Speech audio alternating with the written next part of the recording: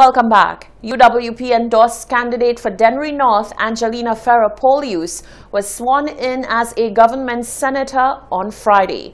Polius joined the Senate as the 9th member of the upper house. As she made her first presentation on Friday, the 2nd of October, she explored the benefits of the COVID-19 prevention and control legislation. She believes that the piece of legislation has cemented St. Lucia as a leader in COVID-19 mitigation. On Friday, October 2nd, 2020, 3 new senators were sworn in. Of these new senators, only one has been appointed for the long term, Angela Ferrer-Polius, who will serve as a government senator.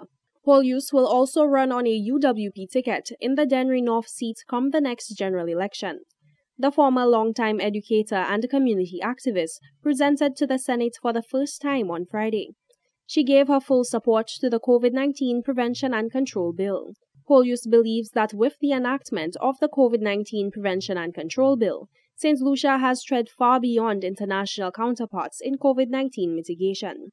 She says for this reason, the island will become a model for other territories to follow suit. And there are many that are looking at us because we in St. Lucia represent a model, and we are being envied by many across the nation. The senator went on to address concerns about the handling of COVID-19 funds.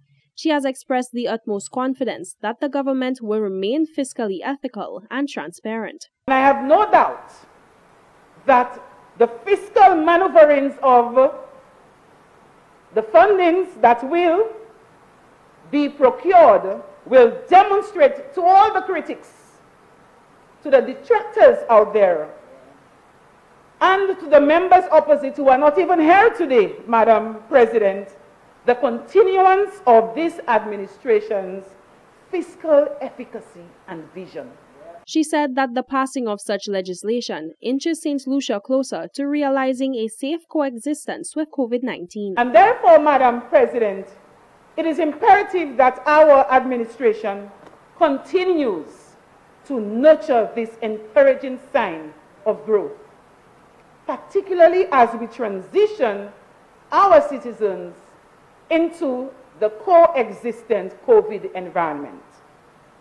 And this transitioning, Madam President, can only be facilitated by strengthening current intervention strategies and further build into the capacity of the command center. Polius will vie to be a member of the parliament for Dennery North come the next general election. To do so, she will have to defeat the incumbent MP, Sean Edwards. Jacques Wooding, Hot 7 News. A series of videos have been circulating on social media showing a police operation where a body is being removed from a crime scene and officers are removing what appeared to be cannabis plants from the area. When questioned on the source of these videos and whether there is concern about officers sharing such content outside of the force, Superintendent of Police George Nicholas had this to say. The video itself is a subject of an internal investigation, and I wouldn't want to comment on it to preempt anything in the investigation. This has not been an isolated incident, as there have been long-standing concerns in the public domain as to how crime scene footage and photos get into the hands of the public. Minister for National Security, Herman Gill Francis, believes that outside of the police force, there are many possibilities for this footage to be taken and shared. The police would have gotten information that there's a scent or odor coming from a particular area. The police would go and investigate. But persons would have known that this is there, and they would have followed the police officers. If you look at the videos, you'll see other individuals are there. So why would you say the police officers have done that? I don't think that is correct to say.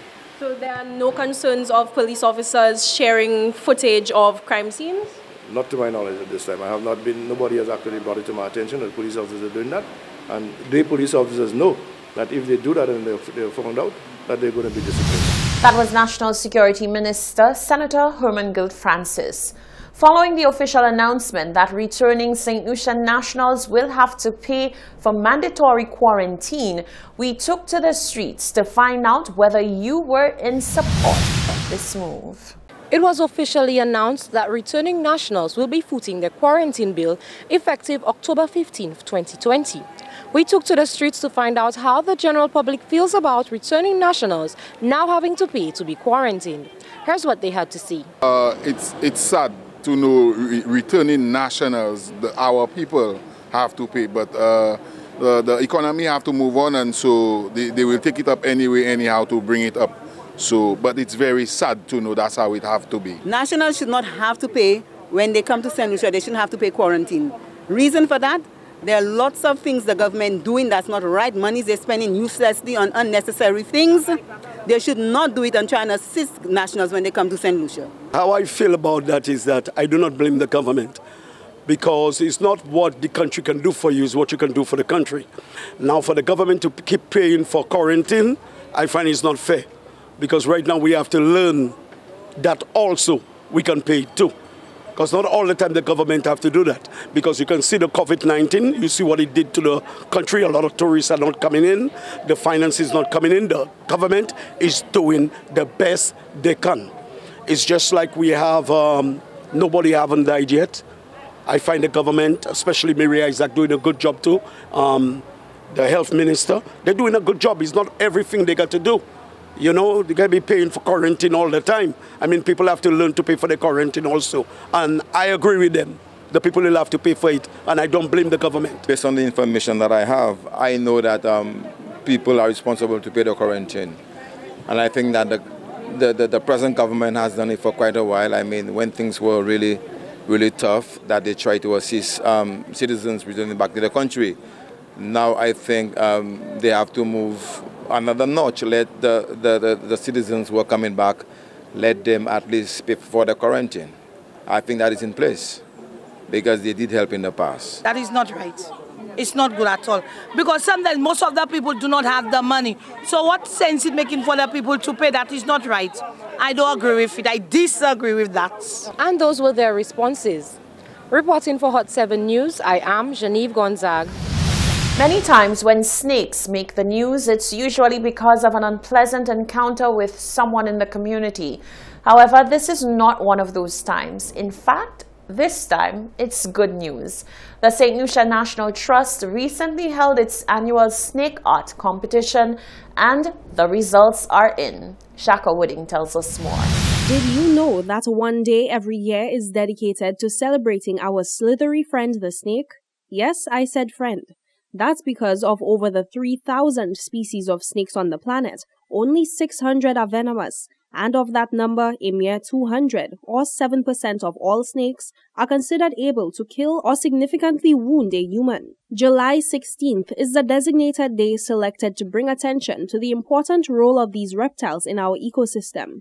Due to the COVID-19 pandemic, the St. Lucia National Trust celebrated the event a bit late, and very differently. Safira Hunt, the project assistant for the Dural Conservation Trust, explains. Because of the COVID-19, we could not have the normal snake exhibition that we have every year at Blue Coral Mall. So we decided to find a different avenue to engage the public in getting information on the snakes out. Hence, we did the snake art competition via Facebook. That went tremendously well. We received over 24 pieces. Sadly, everyone did not make the cut, but we are happy that the children of such tender age are not that fearful of snakes, because you know the public perception is snakes are dangerous, snakes are venomous, so there's the fear publicly for snakes, and we are quite satisfied that so many students participated in this project. The young participating artists had 2 hurdles to clear. Only 4 paintings in each of the 2 age categories would receive the judges' nod to be finalists.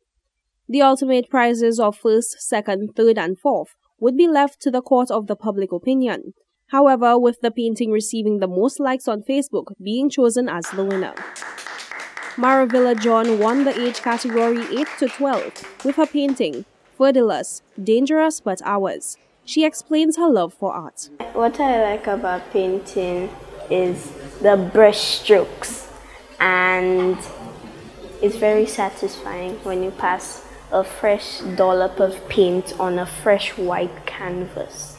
In the 13 to 16 age category, Amakai Modest was voted the winner with his realistic depiction of the boa constrictor, followed by Deshaun Dandas in second place, Arthur Lee Williams in third, and Annabelle Casimir in fourth. Deshaun and Arthur Lee Williams enlightened us about their contributions. It took me a while to figure out the pigment I wanted the boa to be. It was kind of complicated. It took a lot of layers. It took about 6 days. And this is a mixture of oil and acrylic paints. The drawing I did was done with it was done with 3 types of pencils, a 6B, 3B, and 2B. It was done on a sketch pad. The organizers of the event stated that the virtual online experience was such a positive one that they plan to keep some elements of this new format when things return to normal, whatever that new normal is. Reporting for Hot 7 TV, I am Jacques Wooding. Stay with us. Sports and weather are coming up after the break.